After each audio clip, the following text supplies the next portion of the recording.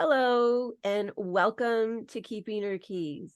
Whether you're joining us for the very first time or you're here with us, starting a new season of exploring Hekate and her witchcraft and personal development, healing, and transformation, we welcome you. We are coming to you from the Temple of Good Enough.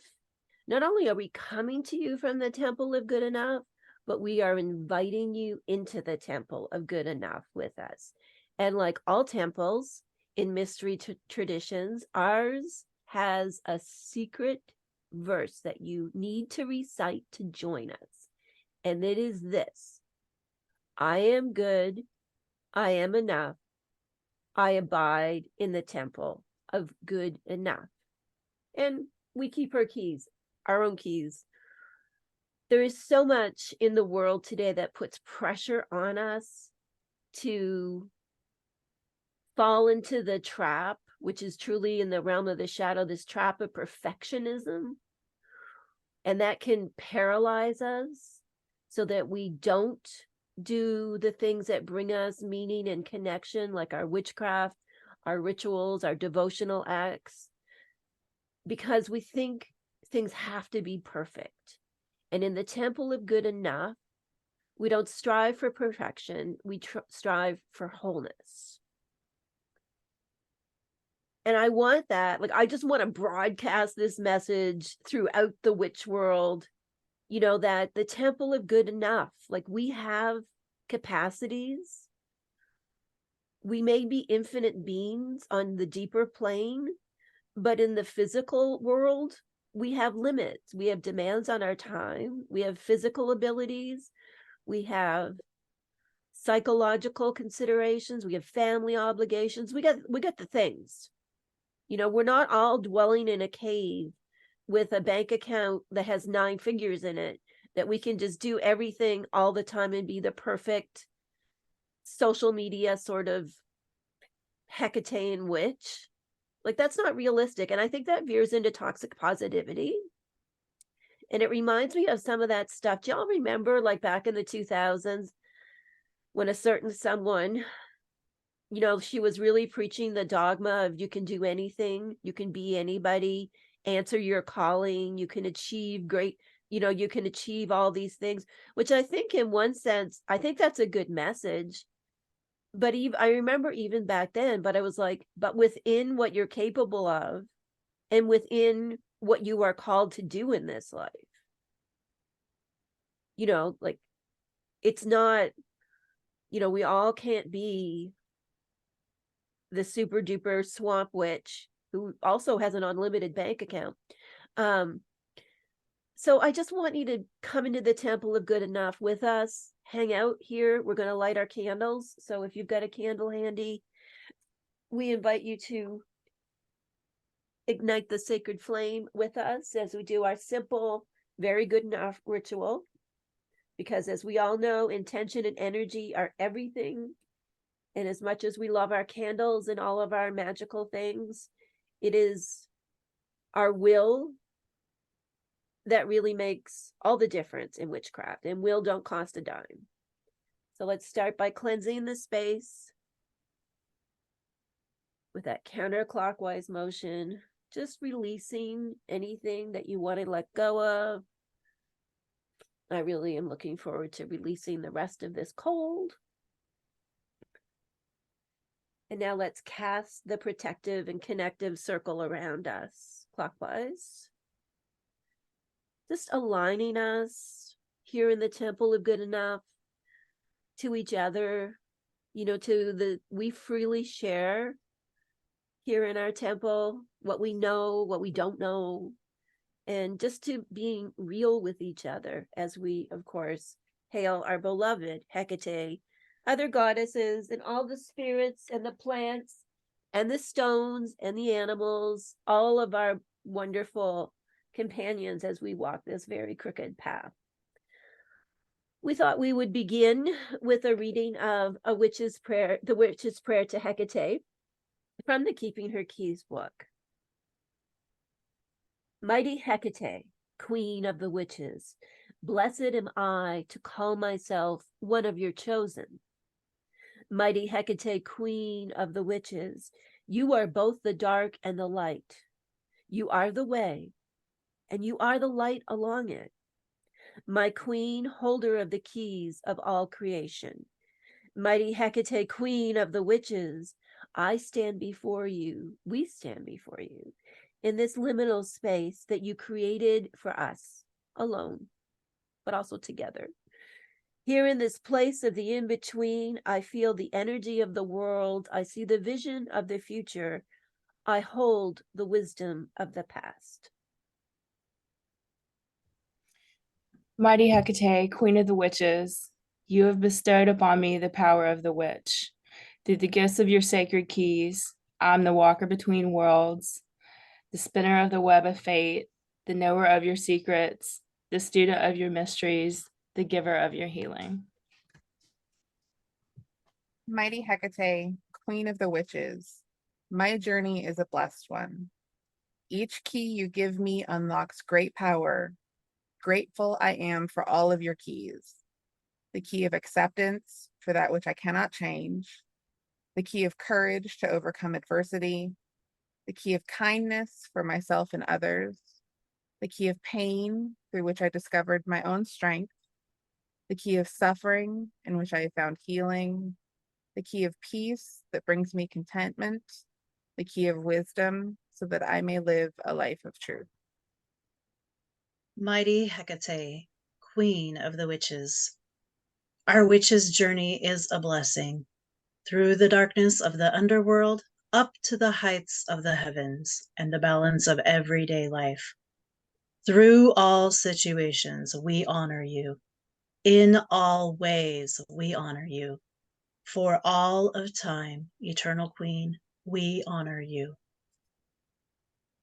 Hail Hekate. Hail Hekate. Hail Hekate. So in the spirit of being authentic here in our Temple of Good Enough, there is a typo in this poem. And I mean, the four of us have talked about it before. It's caused me a great deal of embarrassment. And also, since it's Temple of Good Enouging, it also has a little bit of magic for me, you know, in that kind of a key of imperfection, you know, that, you know, Brené Brown wrote The Gifts of Imperfection, which is such a phenomenal work, and she's such an amazing researcher. But I think of that little extra Y in that poem, which has no place being there. I don't know how it got there, as a little bit of magic that just says you are not meant to be perfect. You are meant to be whole. And of course, I'm paraphrasing that from the amazing Jane Fonda, who, you know, that saying is often credited to her. So since we're launching a new season, especially after last season, when y'all really became like wish fulfillers, like I thought I wanted the podcast to be, you know, this amazing group of witches that we talked about real things that were important to us in all areas of our lives, whether it's making spells or our identities or, you know, how to heal from trauma. And we really, like, the four of us really started to come together through the pod last year. And I know we had some guests on the pod last year and they were fabulous, but I'm like, this year I want it to kind of just be us. And also we're going to be bringing in some other of the members of the Mistai, which is the guides who help us with Covina, the coven, the online coven. So I don't know. I'm just like, this is exactly what I wanted it to be. I am happy.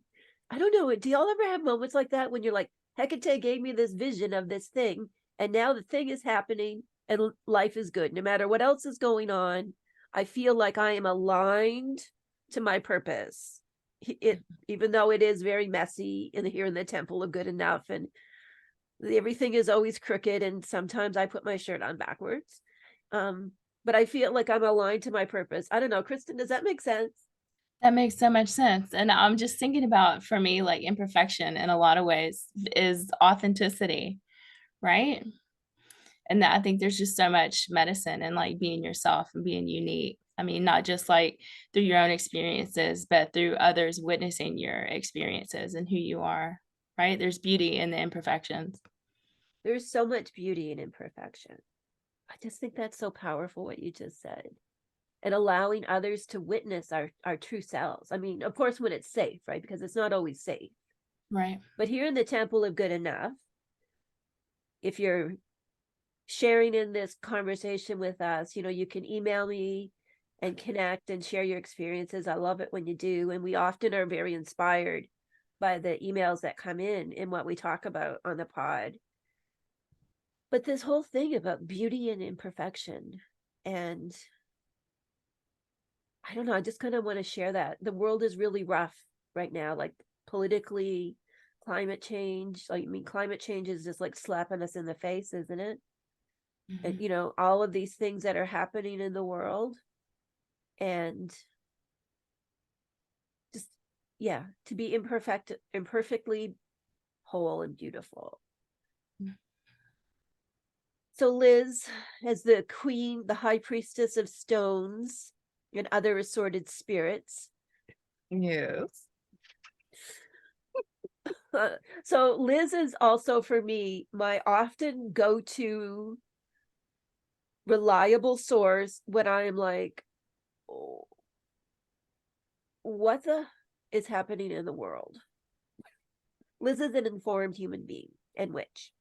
Sometimes. I won't claim to be always informed, but I do try to keep myself base level informed. Base level informed, because I need to know things once in a while. Like, how do you, and like, you own multiple businesses. So you've got Materia Magica, and then you've got your beautiful thread business as well. So Stitchy Box. Yeah. So you are out in the world all the time, working with customers, doing all these things. So not just like you're politically informed, but you're also like of the world. I am very much the middle world person, I think, in this group. Like I think that's a good way to put it. You're the middle world person. Yeah. So I think for me, it's about like finding small moments to appreciate my witchiness. I can't always rarely spend more than maybe half an hour doing something for me because I've got too much to do for other people, which is a choice that I've made, right? Like we all make choices in our lives. And, honestly, part of my devotional practice is actually doing my businesses. It is the work I do for my businesses, because I think in a lot of ways it provides like, I don't want to sound like I'm on a high horse, but I think I provide a service that makes people's lives a little bit prettier, a little bit better. And I think there's value in that. And so for me, doing a good job at that is part of my devotional practice. But when I try to eke out a corner for myself, I so often fall into the trap of, oh my God, I don't have the time to do this the way I want to do it. So am I going to do it at all? Right? Like I don't have the time to set up the beautiful altar and prepare all the things perfectly. And over the years, I've just had to accept that, like,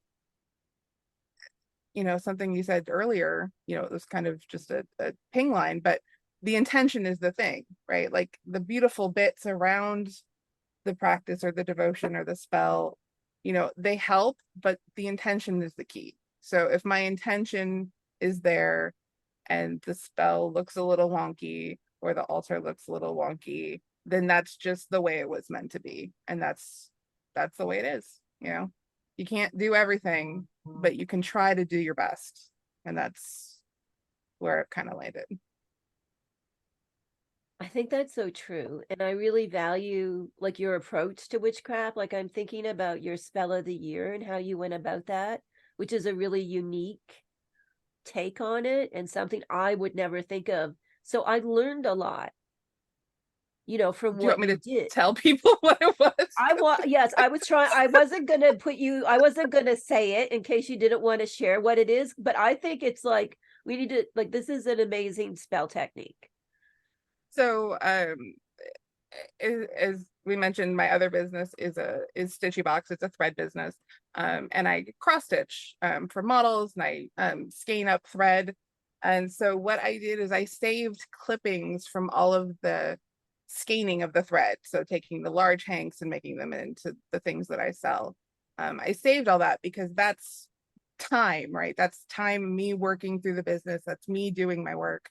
And those clippings were the basis of my spell for this year, because there's so much of my own energy and kind of the type of energy that I wanted to bring into that spell of doing the work and being committed and kind of sticking with the thing. Yeah, so that's the base. If you want to see it, I can actually show it to you because it's sitting right next to me. Oh yeah, I show don't us. mind We have showing to. it. So if you are just listening, you won't be able to see it, but that's fine. So we'll be I able will to see it. describe it to you.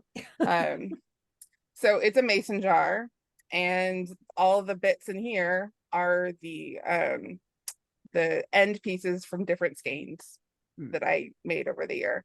And it's actually kind of a common practice for stitchers to keep, like, we call them orts.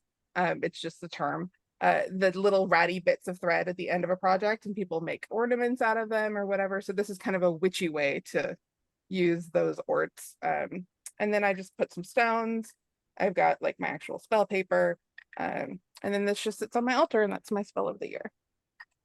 So I love that. I keep my spell of the year close to me too. I think we're doing in Covina this year. That's Capricorn new moon, I think. that sounds right. It's usually in that region somewhere. Yeah.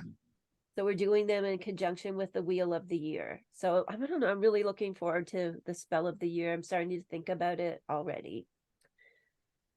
So what else have we been up to? I'm just thinking, like, I'm looking around the Temple of Good Enough, and like, what else can we share with them in the little bit of time we've got left for today? May, I don't know. You're looking around inside the Temple of Good Enough too. What else do you see that you'd like to share? Yeah.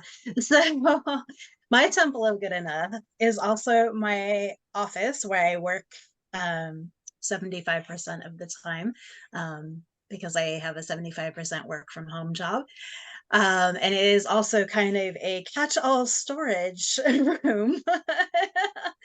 And so I often think, wouldn't this be nice if I had the time to clean it up and make it look very pretty and have all this extra space and room to move around? And, I have my space clear in front of my Hekate altar, and I have enough space to have my things there and to do the things that I need to do. And that's good enough. I am also like Liz and have a lot of things going on out in the world, and I'm not always able to do my practices at my altar like I would like to. And so it ends up being things like, I recite a little prayer when I make my coffee, or I, do something in the shower to align my, my three selves, or I devote the work that I do, either my paid work or my work for the union or my work in some of my other volunteer capacities, to Hekate and to serve justice. So yeah, I think like sometimes we just have to make the space where we can't always have like you said, we can't always have the insta pretty altars and lives, right? We have messy lives. So and I also think about how, when you're out in nature, right? I don't want to speak for all witches, but my spiritual practice is so tied to being out in nature.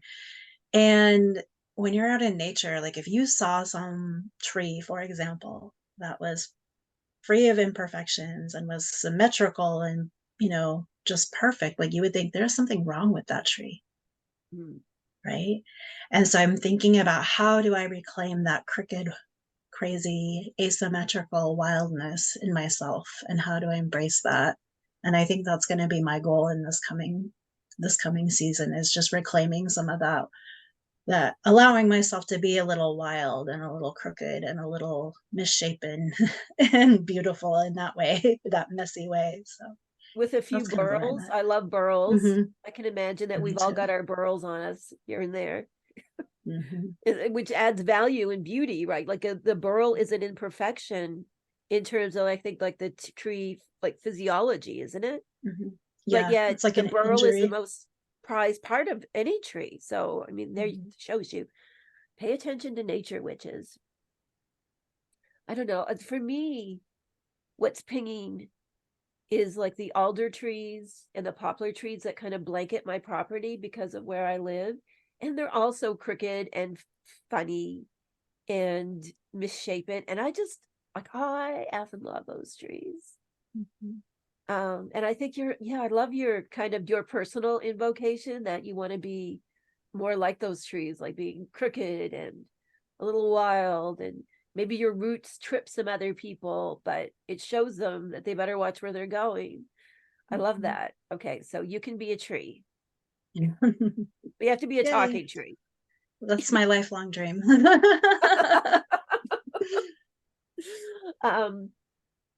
Yeah, there's just something that I think we're all sharing that I want to loop back to is just this idea of the temple of good enough, like, is us, right? Like, we are the temple.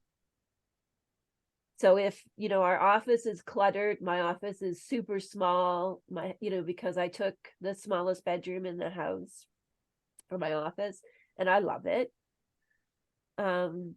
Liz, like there's no separation for you between your work, like you're bringing beauty and meaning, whether it's selling thread or magical supplies. And May, you're doing this through your paid work, your work with the union, and your other organizations that you contribute to.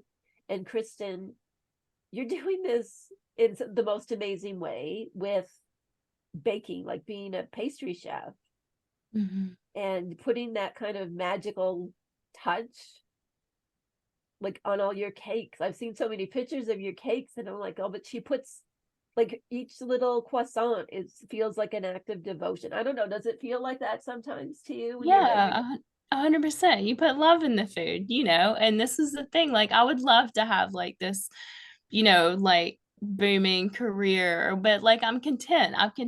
Like just doing the thing and making the things and bringing a little bit of joy to somebody's day.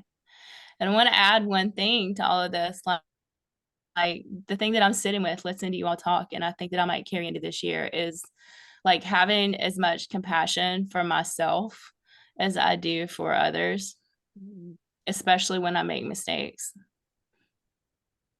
That's so Yeah. true. In the temple of good enough, we own our mistakes. We apologize when it's required, when we goof up, because everybody goofs up. And we learn from them. And we also like give mercy to people who aren't perfect. Even sometimes when they befuddle us or they hurt us, but it's also in the temple of good enough, boundaries are important. So, there's a lot to abiding here. One thing I want people to really be kind of aware of is that we're not advocating for being a slacker witch. Like there's a difference between saying this is what I'm capable of doing. I am realistic that I am a magical being, and even so I have limits in the mundane realm.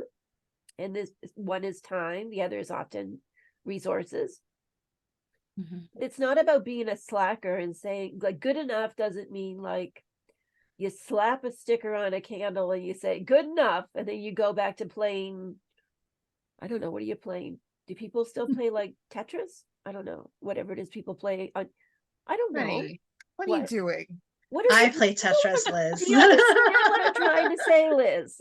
Help me out, Liz. No, I think that I totally get what you're saying, and like for me, it's kind of walking the tightrope of pushing myself and challenging myself without being unnecessarily cruel to myself. You know what I mean? Like circling back to what Christen said, I think like a really revolutionary act is requiring that you treat yourself the way your best friend would want you to be treated. Oh, that's so good.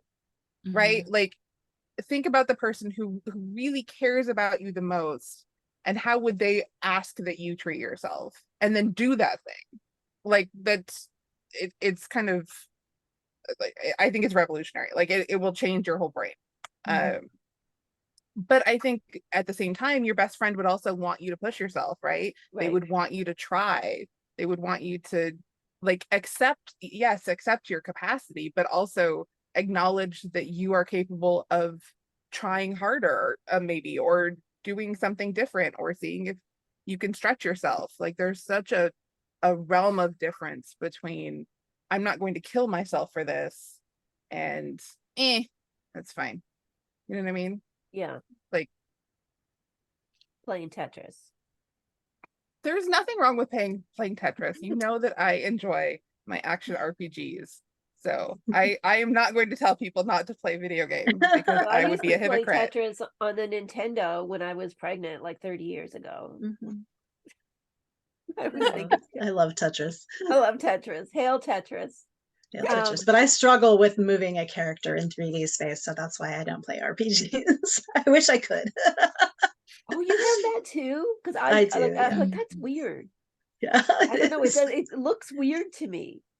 Mhm. I I struggle. can't do the first person stuff. Like first person stuff, like for some reason it breaks my eyeballs. So Yeah. I have to Because be you third already person. are first person. Yeah, there's something about like the visual field, like you aren't Yeah. seeing enough or something. Okay, so Yeah, now I this get has that. devolved into a video game podcast. We apologize, witches. Not everybody's into video games, but some of us really are. So You're in the Temple of Good Enough. You do we are your also whole devotion, people. you do your spells, and we also have a gaming room where I am playing Tetris That's right. when I'm not busy being headmistress and high priestess and all the other things I do. But I think thinking about yourself, like thinking of yourself as the temple, also allows Mhm. you to say like all of these things are can be sacred, right? Right. Like the making of the coffee can be sacred, the packaging of Mhm. an order can be sacred, the making of a croissant can be sacred, the playing of Tetris can be sacred. Like all of these things can be magical if we just choose to frame them that way in our minds. Like Right, a lot of things about witchcraft are a choice, right? Like a Mhm. choice of how you think about things. Mhm. It's so yeah, I think that's the thing I like to put out into the world. Like everything can be magical if you choose to have it be magical. right. The Mhm. world is It's an already act of choice. enchanted. It's up to us to connect with that enchantment. I mean, that's how I Right. see the world. And we were having this conversation earlier today that really touched me. It wasn't just us, it was all of the Mistai group. And we were talking about the times that we felt that Hekate like compelled us, or almost like we were forced by something greater than us to give up something, to release something we really didn't want to let go of. And I thought that conversation was so powerful. And I mean, we'll be talking about that more, I think, in the New Moon Salon that's coming up. So if you're in Kobina, we'll be talking about that more. But for me, this kind of valuing what we need to let go of and valuing our diversity and who we are, like in seeing ourselves as the temple, I think is so important. And that, of course, often includes like our uniqueness and celebrating our uniqueness. At the same time, of realizing, like here in the Temple of Good Enough, chances are someone else is very much like you in our temple, right? That we are, I don't even know what the right word is. We are not like, we don't strive for mediocrity. How's that? Mhm. Even in our very existence, we tend to be like liminal beings, right? Like outside of like narrow restrictive parameters that would be more the societal norms. And May, you used a term that I thought I'd never heard it before. You said that you were neurospicy. And Yeah. I really feel so that's neuro, like neurological, spicy as in full of flavor and tasty. Um, and I'd never heard it before, but I think in the Temple of Good Enough, we're all at least a little neurospicy. Do you want to talk a little bit about more what that means to you? Yeah. So, I have my diagnoses, right? But like, I like using that term because it doesn't sound so clinical. It doesn't, but I have like these little quirks with my brain that's like, oh, if I put something away, then it ceases to exist. Like I did not ever get that object permanence thing that toddlers usually acquire at some point. Like I don't have that. I feel like so hence the clutter in the office. But yeah, and so that's kind of where I brought it up in the conversation today was I was talking about this lovely tincture that I made and then I put in the dark space to cure. And then I kind of forget that it exists until I go into that cupboard for something else. And then I'm like, oh, there's that tincture. I should take some of that. And then somebody else had brought up that plant that I made the tincture out of. And that's what made me remember that. I mean, I had completely forgotten it existed until this person said, oh, I love this plant. And I'm like, I have a tincture made from that plant that I made like 2 years ago. That's like sitting in the corner of a cupboard somewhere, like, so yeah. I think that's It's such a temple of good enough moment, Mhm. though, because for me, and then I was like, then I stumbled into the conversation and I was like, oh, is it that? Or did the potion just not want you to see it? Because there's always that element of mystery and, Mhm. what is deeper and more magical. So it's like, yes, object permanence may be slippery for you, but that seems very like mystical and witchy because of course the thing is not the thing. It just pops in when I need it, like you Yes. said. It's not the thing. I don't know. So yes, so we've talked a little bit about what we value here in our personal temple of good enough and also in Covina, which is our coven temple. I hope we've inspired you to maybe see yourself a little bit differently and join us, at least in spirit, in the temple of good enough. We talked about how we bring the temple of good enough to our paid employment, to our personal practices, what is really key for us going forward in the temple of good enough, what we might want to nourish. May is going to be a tree. Hopefully we can get a voice coach to help us understand if we don't understand tree. I don't know, I might be moss, but I think Liz would take moss from me because Liz loves moss.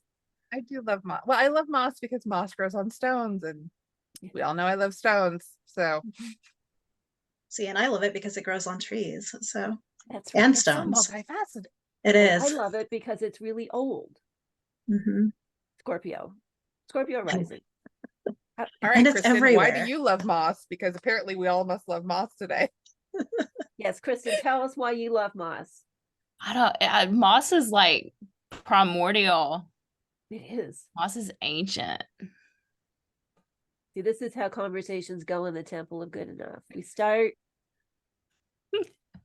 We We're take a reading detour the to witch's video spirit. games. We end up Yeah, that's right. And we moss. end up with moss, which to me is like the ancient mother connector. I don't know. I just love moss.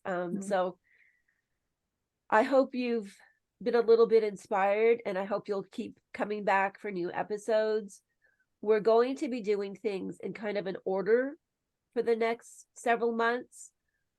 If you've been around the pod for a while, Angela Natividad and I actually did a series on different titles of Hekate and different goddesses linked to those titles. We did that series in 2022, and then we stopped doing that series. So we're going back to that series and exploring more of these titles of Hekate and goddesses that are also associated with that title of Hekate. So that's what we'll be doing. If you have the Entering Hecate's Cave book, Angela and I roughly covered most of the first half of the book up to the chapter entitled Chthoniya, which means basically she of the earth or underworld goddess. So we're picking it up from Chthoniya. We have some episodes already recorded. I think I did Chthoniya by myself, didn't I? I think I did. I remember that. I did it by myself. And then we've got one on Hekate. We've got and so that's part of a series that we did.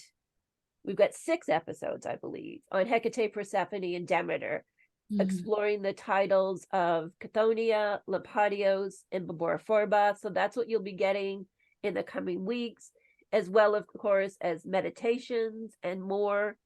We're also going to dive into Hecate's connection with Artemis and Selene that maps onto the chapters in the cave book entitled Scotia, Paonios, and Psychopomp.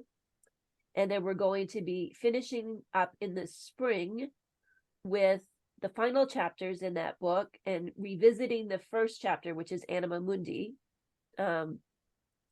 So we've got, I wanted us to do really an homage to the Entering Hecate's Cave chapter titles, because those epithets are so evocative. And I know I know Baboroforba is one that lights up for all of us, which means the filth eater. And you know, you'll see some that you're familiar with, like Lampadios, the torchbearer, but also Baboroforba, which you may never have heard before. So we'll be exploring those, doing episodes on those every month, probably coming every 2 weeks or so with some goodies thrown in between. As always, if you have a question you'd like us to dive into, you can send an email to info@keepingherkeys.com. If you want to send me a voice memo, I love that even more than just a regular email. And if you are called to join us in Covina, you can go to the covinainstitute.com/members and figure out what method of joining might be right for you. We've got a great Samhain season that we're launching kind of in conjunction with starting the new season of the pod. We're doing the evocation for Hekate, suitable for any rite, live in a ritual tomorrow during eclipse season. I like to start things during eclipse season. Like if it can't be a Scorpio something, I'll take an eclipse. It's just, I'm a lunar gal. What can I say? I need it darker. Hail Leonard Cohen. So yeah, so check us out. And as always, you can go to keepingherkeys.com to find absolutely everything. Thanks so much for spending this time with us in the Temple of Good Enough. And hail Hekate.